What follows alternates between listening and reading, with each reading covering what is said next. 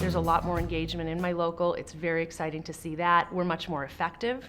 And I think that it's really important to continue having a leadership that reminds us on a regular basis, we're the ones with the leverage. We're 110,000 strong.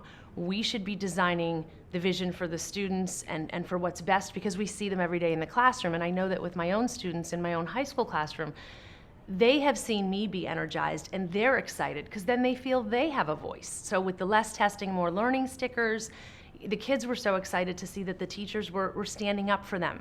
In our local, we've begun an organizing campaign of our own, which was something that we talked about years ago. And it took a while for everyone to get on board, but once we started that, it really has been bearing some interesting fruit for us. We've been visiting members' homes on weekends and in the summertime and speaking to them because they're terrified of talking to us in the buildings. So we are giving them a place to have a conversation that otherwise would never take place in our local. So that's been a very good experience for us.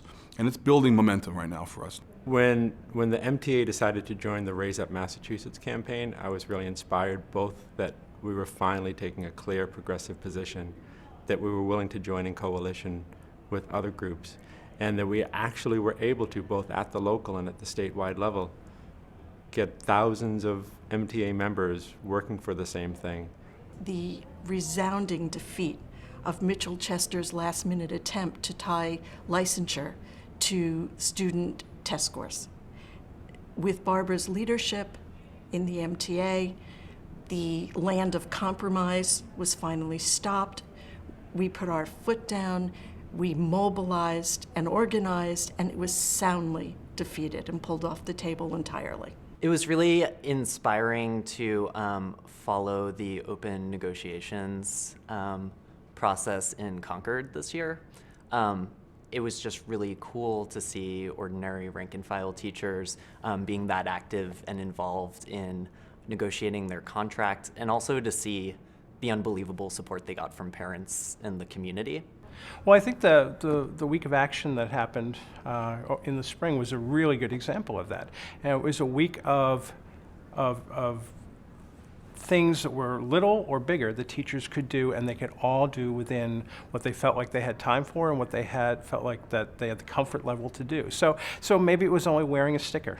Maybe it was going to the State House to talk to legislators about testing. But I think that that sliding scale, that ability to do something, was something that I think a lot of teachers really benefited from. I think it had an impact too. I mean, that many teachers, showing up on a given day in their school with stickers on was very visible to school committees, to principals. That many teachers showing up at the legislature was equally visible. An example of action that I've seen is the less testing, more learning movement. I thought that's been extremely powerful and something extremely personal and near and dear to my own heart.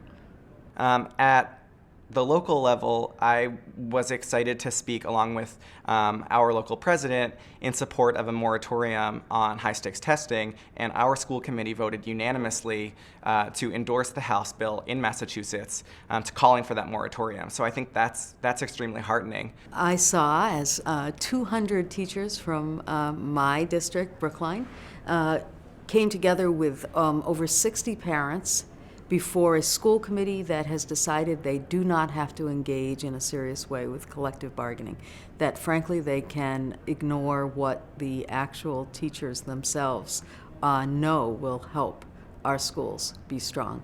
And the parents and the students also were there, and the educators stood up and they said, when you honor teachers, you are honoring children. In June, we held a week of action against high-stakes testing. And if you just looked just in social media to see teachers across the state, students across the state, parents wearing stickers that say, less testing, more learning, the energy, the joy that you saw in people's faces as they were participating in that says, we're on the way to transforming the union.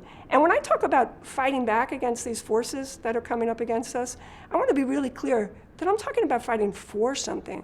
We're fighting for a vision of public education where every child has a high-quality public school, where students go to school and come out with ideas, creativity, with imagination, with a sense of hope, where every child's experiencing music and art theater, the sciences.